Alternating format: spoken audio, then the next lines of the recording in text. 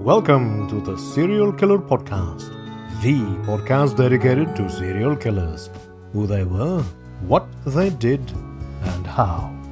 I am your host, Thomas Viborg Thune, and this episode is brought to you by The Real Real. You might not know this, but your humble host is a bit of a luxury hound. The problem with luxury is that quality is usually very expensive. That time is over with The Real Real. For example, I have always dreamed of owning a true quality watch, such as Rolex, Panerai, Omega, Jaeger LeCoultre, and Breitling. Thanks to TheRealReal.com, this dream is now possible. So, now you can get iconic luxury items at unreal values with The Real Real, the leading reseller of authenticated luxury from top designers. Shop from designers like Louis Vuitton, Gucci, Rolex, Cartier, and hundreds more at up to 90% off retail. Shop in-store, online, or download the app and get 20% off select items with promo code REAL. That's TheRealReal.com, promo code REAL, REAL, for 20% off select items. Tonight, we arrive at the end of the saga of the real-life Buffalo Bill serial killer. Last week, we left off as Gary Heidnik was placed under arrest. His reign of extreme horror finally at an end. So, what's left, you, my dear listener, might ask? Quite a bit. I'm very proud to announce that as of June 2019, this show has reached a total of 17 million downloads. This makes me very proud, and I could not have done it without you, dear listener. If you enjoy the show, please head on over to patreon.com/The Serial Killer Podcast. There, you can join the $10 Plus Club, where everyone who donates $10 or more gets 100% exclusive access to bonus episodes. Right now, there are 3 such episodes out, and they really add spice to the show. Remember, patreon.com/The Serial Killer Podcast to support the show and gain exclusive benefits as an official TSK producer.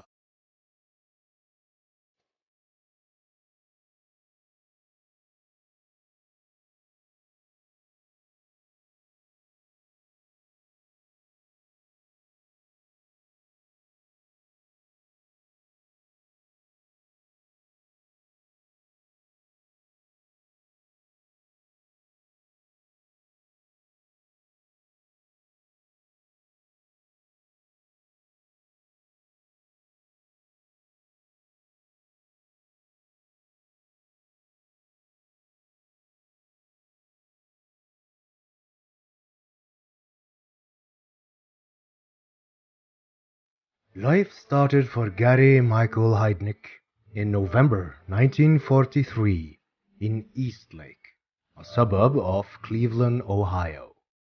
18 months later, Gary's brother Terry was born.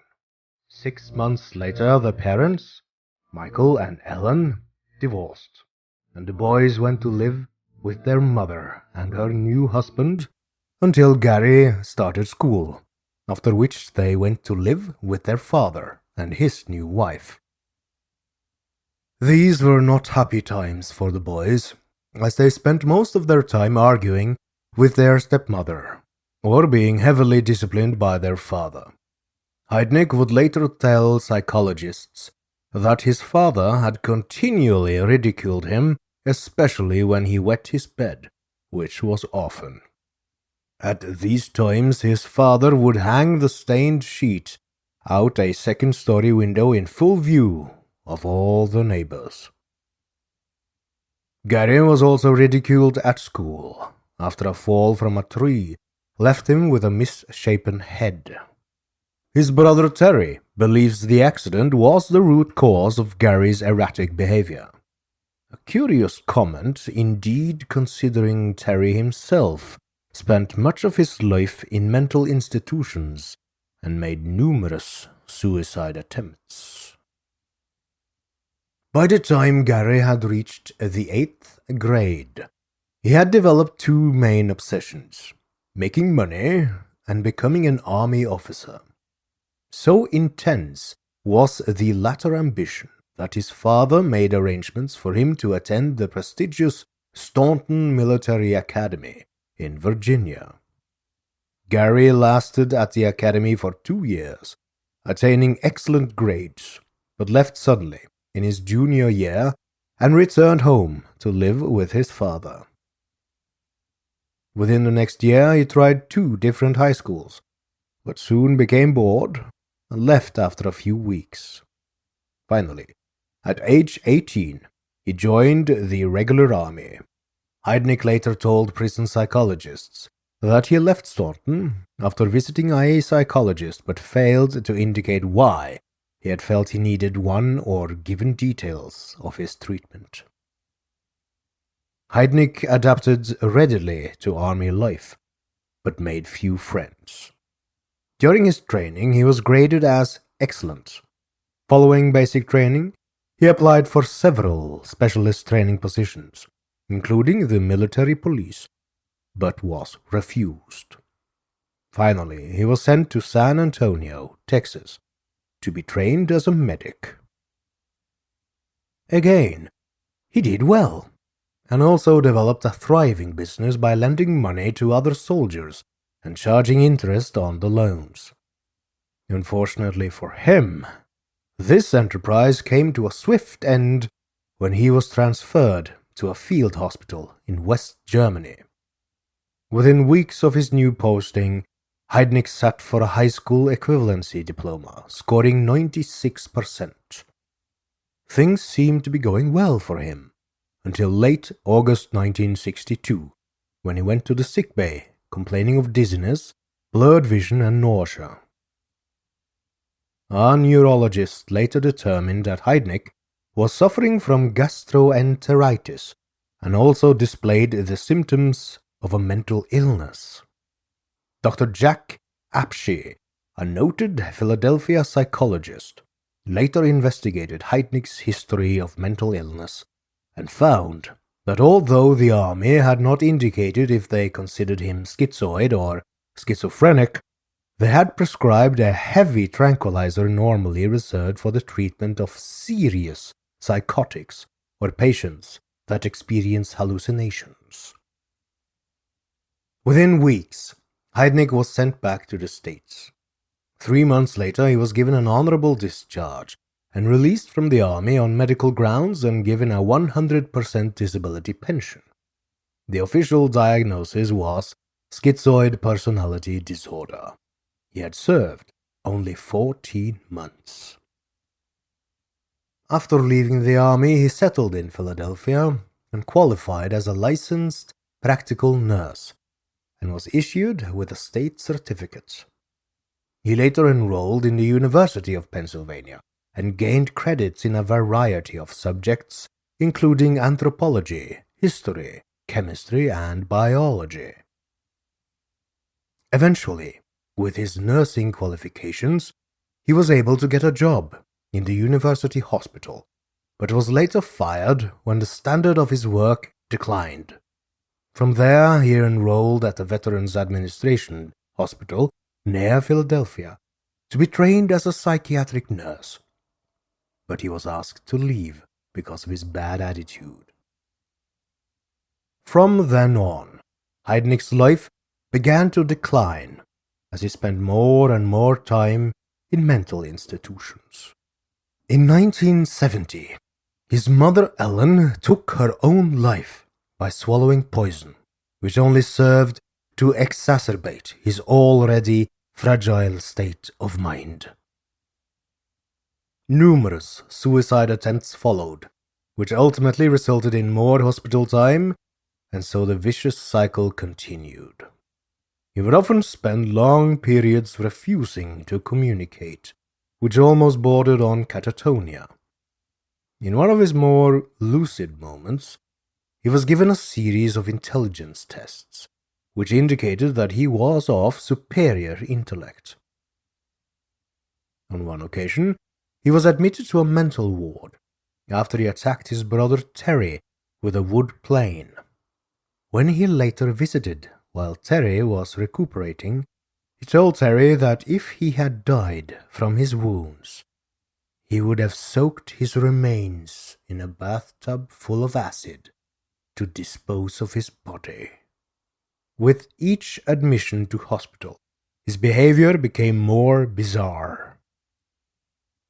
He spent most days completely mute, only communicating by writing notes.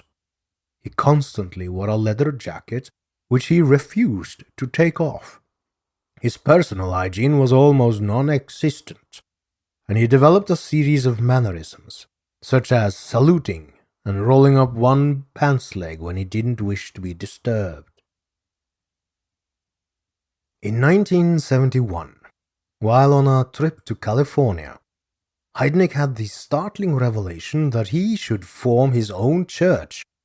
Returning to Philadelphia, he registered the United Church of the Ministers of God and installed himself as Bishop Heidnik.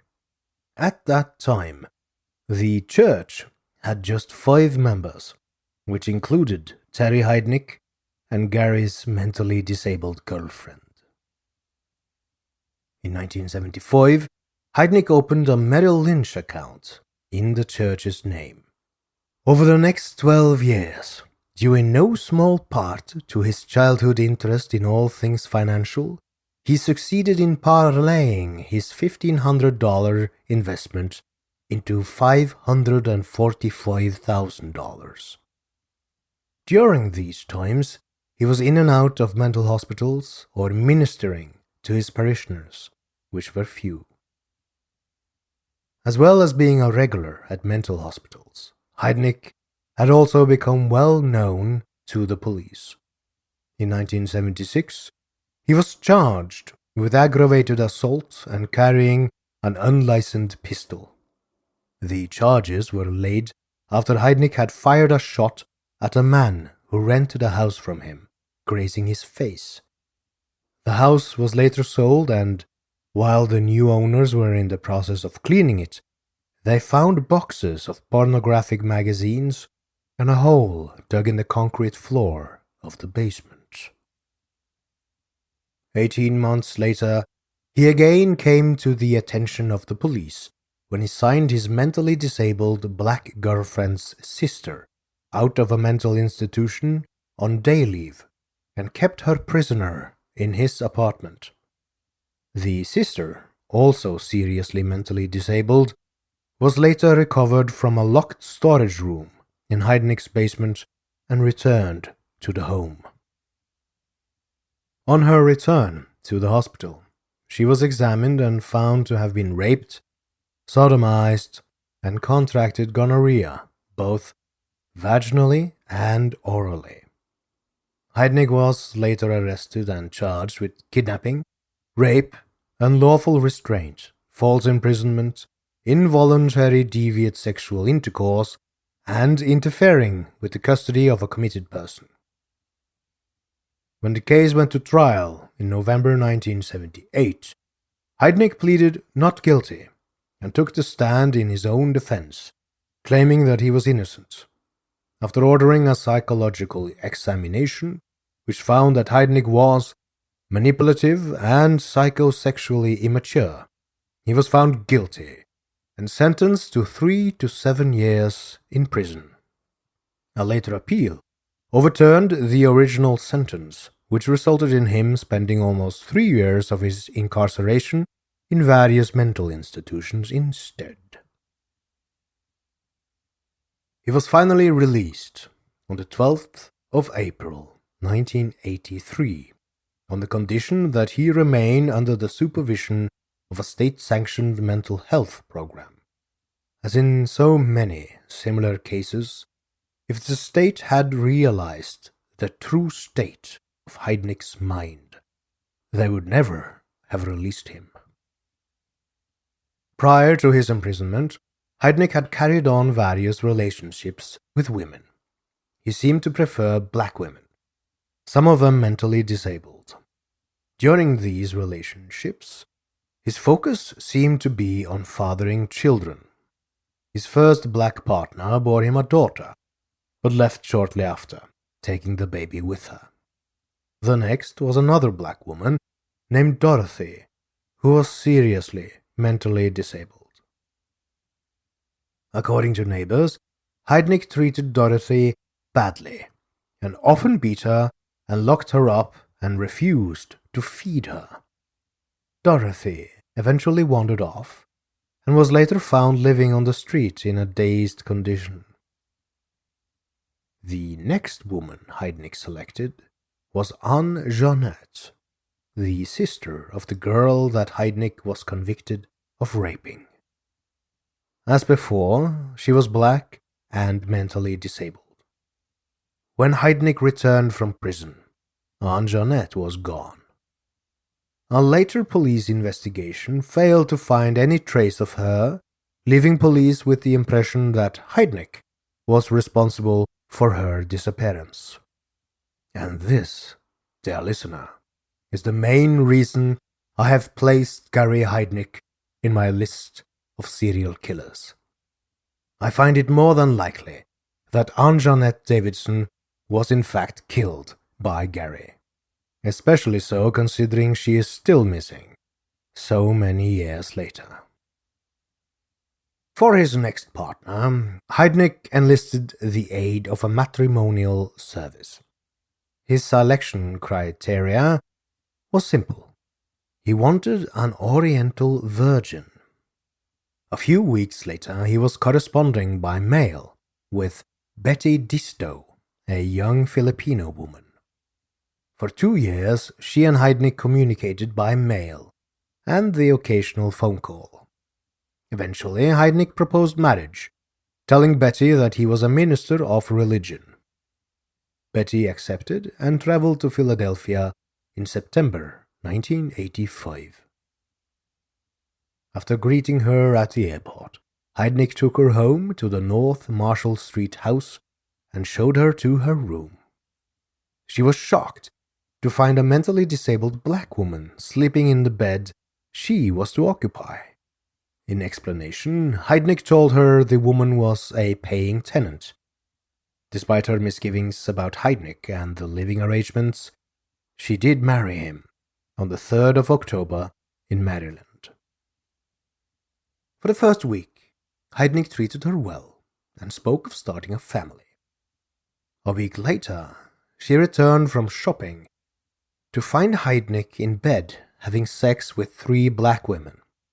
Horrified, she demanded that he pay to send her back home. He refused, telling her that he was the boss and having multiple sex partners was normal for him.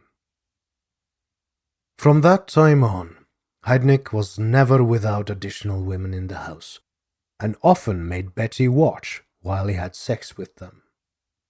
On the occasions that she complained, he would beat her and order her to cook for him and his partner at the time. As the days progressed, he became increasingly violent and constantly warned Betty that if she left, he would find her and kill her. Later that autumn, 1986, was the last straw for Betty. After she complained about the women he was bringing home, Heidnik beat her and raped her vaginally and anally, and again threatened to kill her.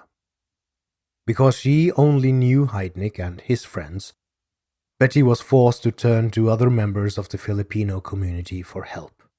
They convinced her that she should leave him, so 4 days later, after pretending to go out shopping, she left and never went back. 2 weeks after she left, Heidnik was picked up and charged with assault, indecent assault, spousal rape, and involuntary deviant sexual intercourse. Luckily for Heidnik, The parole period for his previous sexual offenses expired the day before his arrest. His luck continued to hold when the charges were later dismissed when Betty failed to appear for the preliminary hearing. In 1987, Betty finally managed to drag Heidnik into court in an attempt to win financial support for her son. During the case, the judge became aware of Heidnik's medical history and ordered him to undergo a series of tests to determine his mental competency. By the time the tests were conducted, 2 of the girls he held captive in his homemade hellhole had already died. Ironically, when Betty Distow left Heidnik, she was pregnant with his child and later gave birth to a son. And so it was that just before 5 a.m. on the 25th of March 1987, a squad of police under the direction of Homicide Lieutenant James Hansen arrived at 3520 North Marshall Street. Unable to gain access via Heidnik's intricate lock system, you remember, the one where he cut his key in two, Hansen gave the order to simply break the door down. One of the first officers through the door was Dave Savage, one of the men who had arrested Gary Heidnik. Following Josefina Rivera's direction, he and his partner, Officer McCloskey, went straight to the basement. When Savage entered the small room, he saw 2 black women asleep on a mattress in the middle of the room. Despite the cold conditions, their only covering was a thin, dirty blanket. As he approached them, they woke and began to scream, probably thinking that Heidnik was planning to have them raped, not only by him, but his friends as well.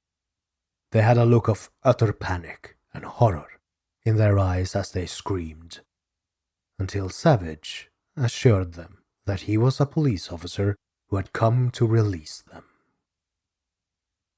He noticed that the women were chained to a pipe in the ceiling and were naked, except a flimsy blanket and their chains. There is actually a photo online of the women still chained up. You can't see their upper bodies, only their legs. The photo shows how they are naked. You can see one of the girls' pubic hair, and very malnourished. The legs are covered in small wounds and scabs, and are extremely thin, the bones clearly showing beneath the skin. They identified themselves as Jacqueline Askins and Lisa Thomas. When one of the officers asked if there were any more women in the house, Lisa pointed to the sheet of plywood on the floor that had plastic bags filled with soil piled on top of it. Pushing aside the bags and the board, McCloskey saw the nude figure of Agnes Adams laying in a fetal position in the bottom of the pit. She looked up with a look of tired hope on her face that brightened as he repeated he was from the police. After lifting Adams out, the police removed the girls' chains and took them upstairs to a waiting ambulance. Here I would like to pause and reflect a bit. Oftentimes when reading about victims of serial killers, you're not told what happened to the victims that survived. The same goes for how victims are portrayed in films. They are rescued, and the audience is happy. But then what? The torture inflicted on those young women did not end with them ascending from Heidnik's hellish pit of a basement. Being kidnapped is in itself a terrible ordeal that can cause massive, lasting psychological trauma. It's common to develop trust issues and anxiety. Being kidnapped, imprisoned, raped more times than you can count, having to watch your co-victims being killed, being forced to inflict pain upon others against your will, starved and tortured. Well, going through that is so extreme, it is very difficult to even imagine what sort of psychological damage it caused. Josefina gave an interview in late March 2014 where she tells us a bit about how she copes. I quote, "I'll pass by a hole where some workmen are digging up the road, and I don't think anything of it at the time. But that night I will get an overwhelming sense of panic, because it has triggered an association. Or I could spot something as innocent as a screwdriver or a chain. These things are just ordinary everyday objects to most people. For me, they are enough to set off a depressive period that lasts for months." Josefina was not treated well by the press after Heidnik's arrest. Throughout the trial and for years afterwards, Josefina was painted by the press as Heidnik's actual accomplice, not a strong woman who through cunning and wit managed to save not only herself, but 3 other women. She had to give up her 2 youngest children for adoption when she came out of the cellar, because she wasn't capable of caring for them. And she picked up her drug habit again for a number of years to cope with the ongoing trauma. "My time in the cellar changed me forever," she says. "I kept trying to go back to the person I was before Heidnik, but it simply wasn't possible."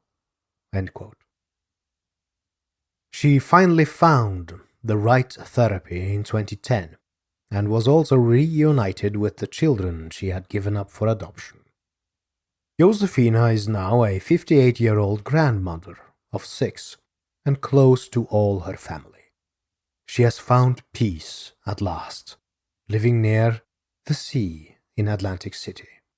In 2013, she married her long-term partner, Chris Lyle. "You don't ever totally get over an experience like mine," says Josefina. "You just have to learn to live with it." End quote. Nearly 30 years after her kidnapping, Jackie Askins still can't bring herself to walk into a basement, not even her own. She is on a daily regimen of 7 medications to help with her anxiety and fear and suffers intense flashbacks. Speaking with Lisa Ling on Our America, Jackie describes how she has coped over the years.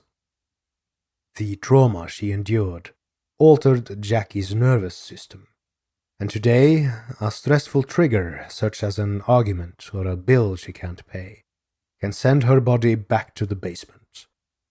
She has no memory of these episodes. Her 2 sons tells how she'd crawl in the corner. It was like she was still in the basement. When these episodes happen, Jackie assumes a different personality, whom she calls Donna. Psychologists call this subconscious identity shift disassociation, a traumatized mind's way of protecting itself from fear and pain. "Donna is the dominant one," Jackie explains. "She's ready to go to war with anybody that's hurting me. She's my protective shield." End quote.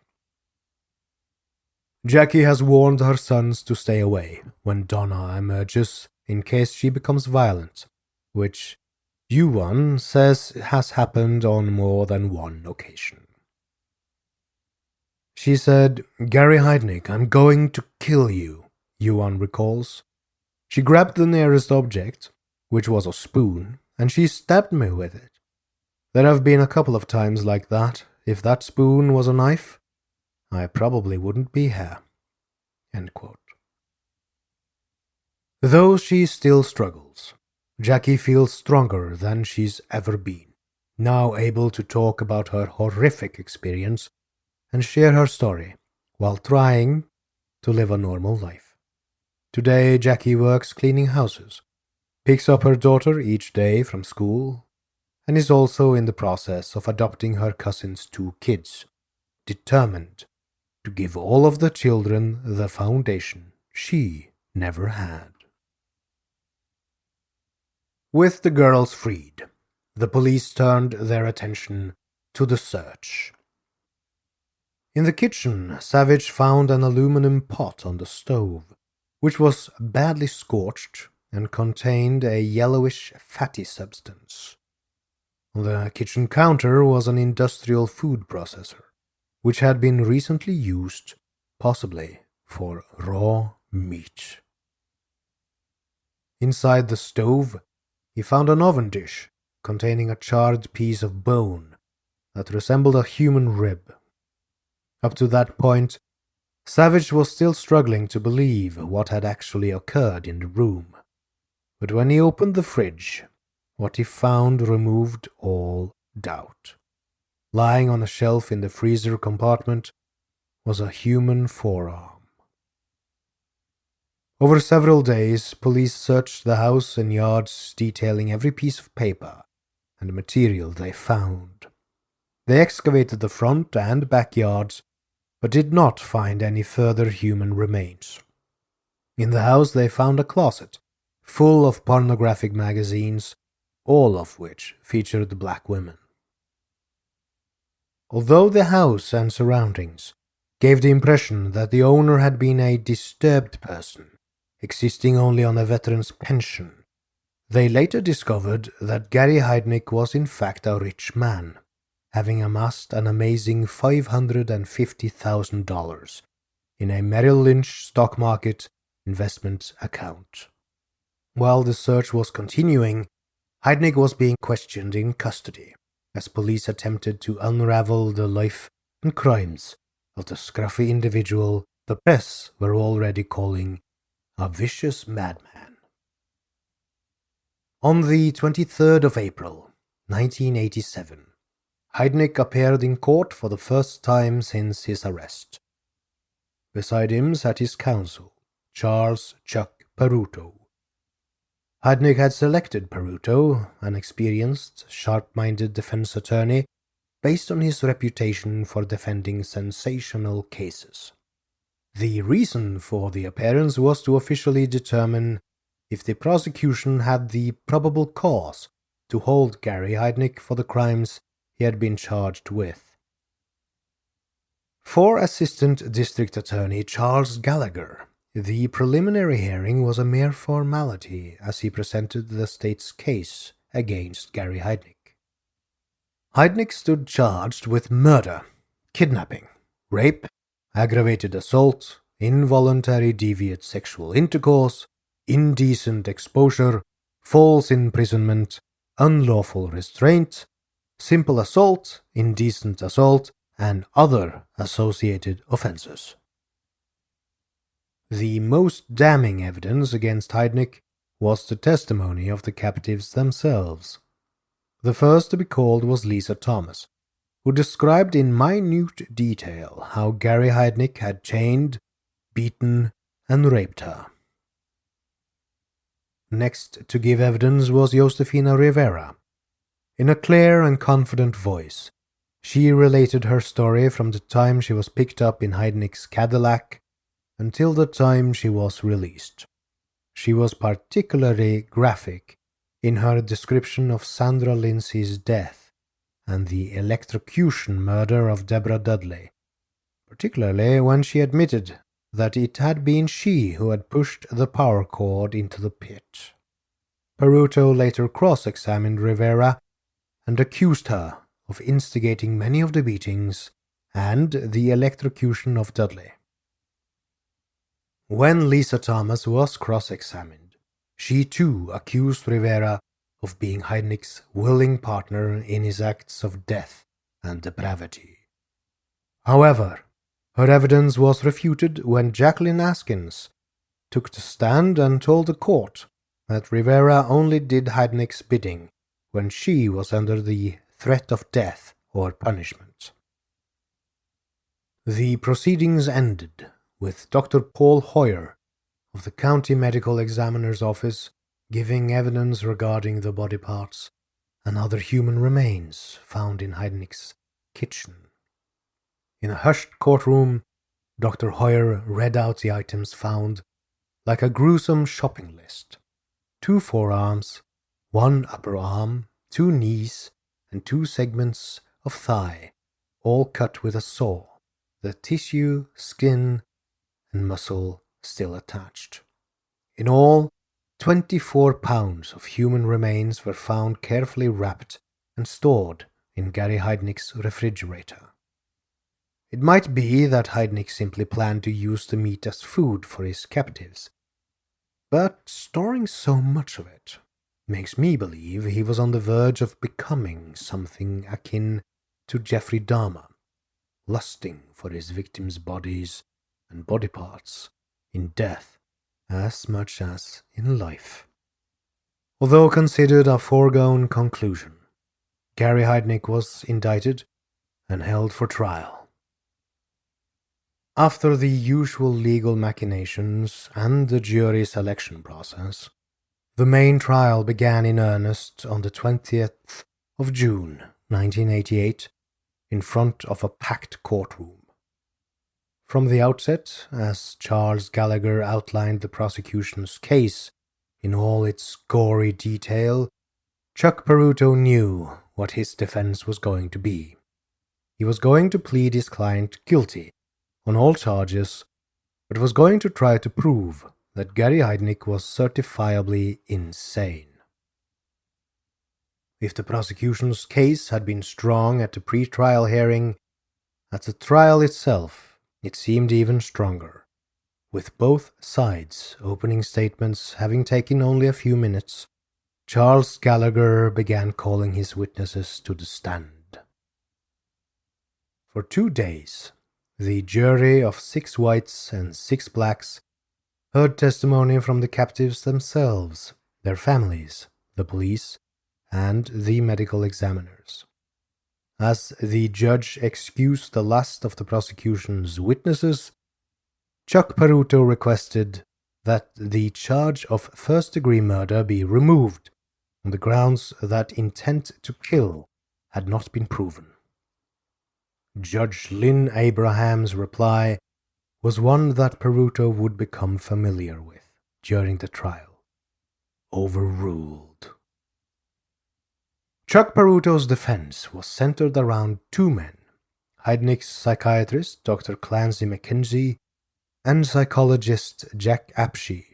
Unfortunately for Peruto and Heidnik, when he called his first witness to the stand, he found that Mackenzie had his own agenda.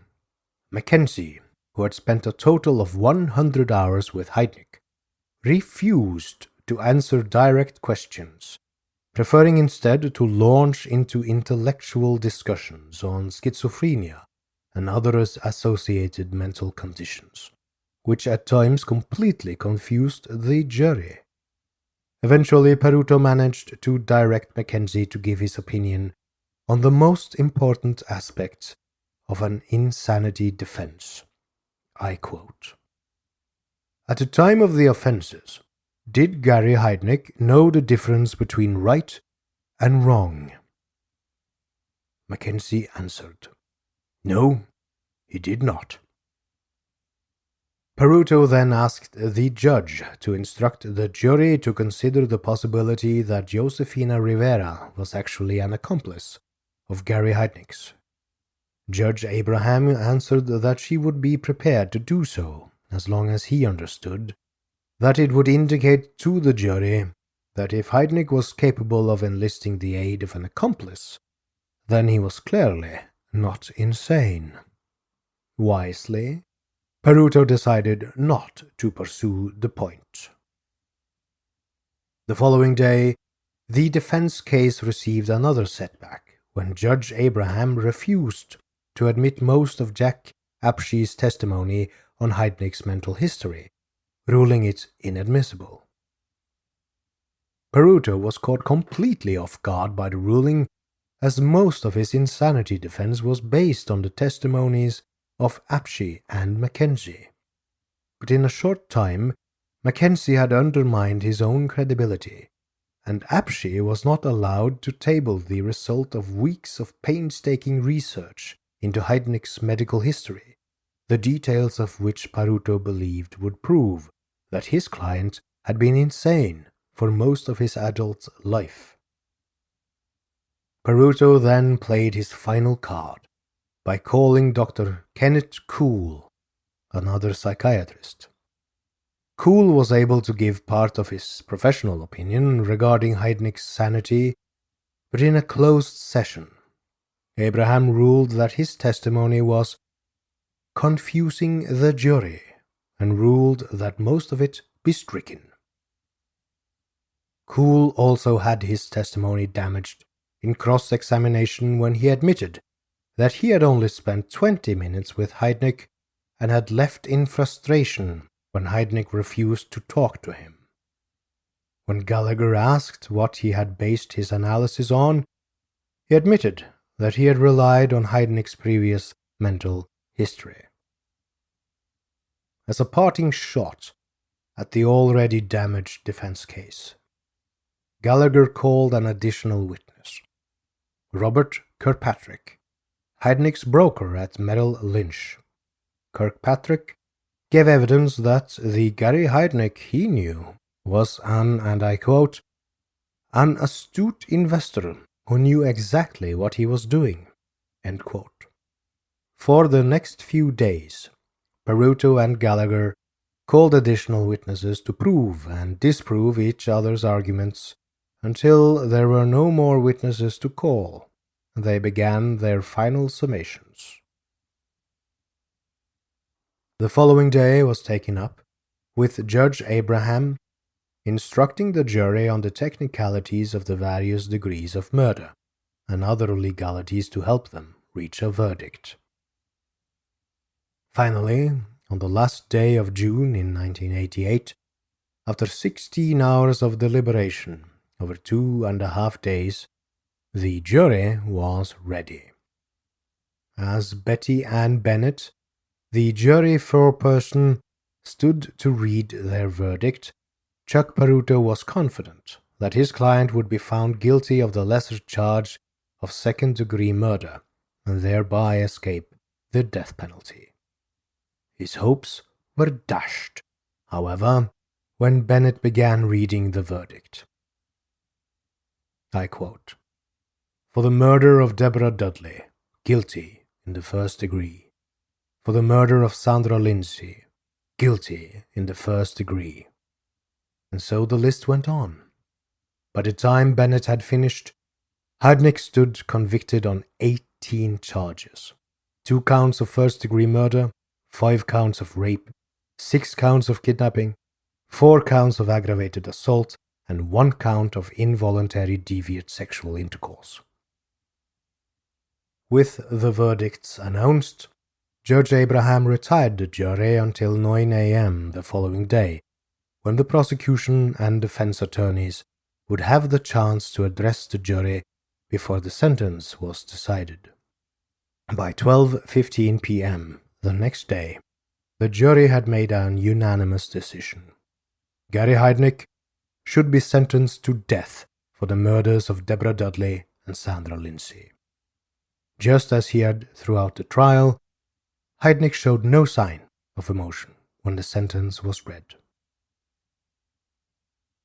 For 11 long years, Gary Heidnik waited in prison until the many rounds of appeal that inevitably follows a death sentence had diminished.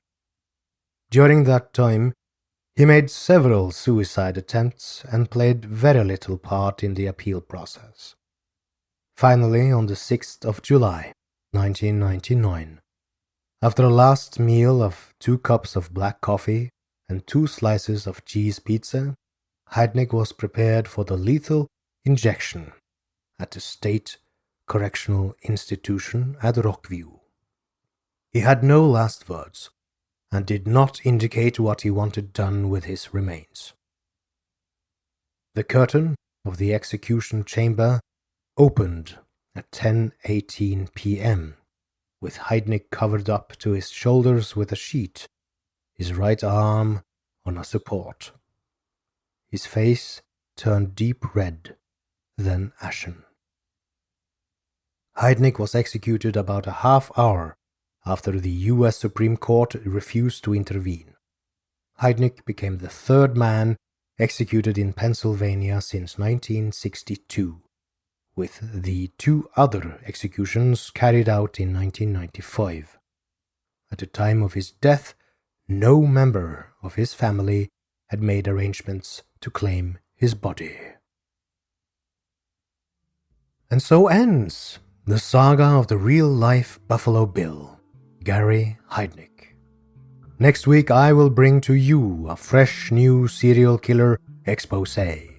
So, as they say in the land of radio, stay tuned. This podcast would not be possible if it had not been for my dear patrons who pledge their hard-earned money every month. There are especially a few of those patrons I would like to thank in person. These patrons are my 20 most loyal patrons. They have contributed for at least the last 26 episodes, and their names are Sandy, Maud, Amber, Anne, Charlotte, Christina, Claudette, Evan, Jennifer, Joe, Lisbeth, Mickey, Philip, PJ, Sarah, Russell, Mark, Lisa, Cody, and Troy. You really help produce this show, and you have my deepest gratitude. Thank you. If you wish to join this exclusive club of TSK producers, go to theserialkillerpodcast.com/donate and pledge $15 or more to have your name read live on this show. As always, I thank you, dear listener, for listening. Please feel free to leave a review on your favorite podcast app, my Facebook page at facebook.com/theSKpodcast, or Reddit, and please do subscribe to the show if you enjoy it. I have been your host, Thomas Warburg Thune, and if you like this show, you're going to love Pluto TV. Pluto TV is the leading free streaming television service.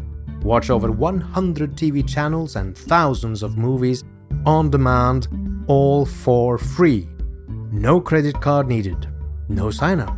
You can download Pluto TV for free on all of your favorite devices today, including your phone. Roku, Amazon Fire TV, Apple TV, Smart TVs, PlayStation, and anywhere else you stream. Pluto TV is the easy and completely legal way to watch your favorite TV shows and hit movies for free. Thank you, good night, and good luck.